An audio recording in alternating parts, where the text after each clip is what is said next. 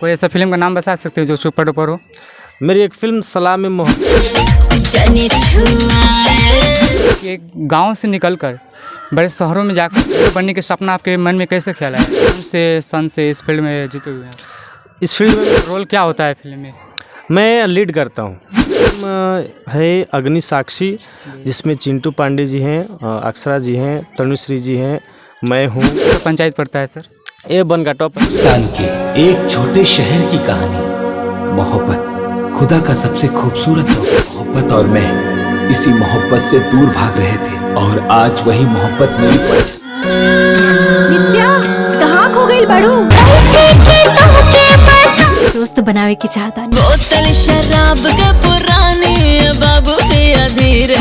मरे के वादा तो सब केहू करेला, हमर के दिखा दे।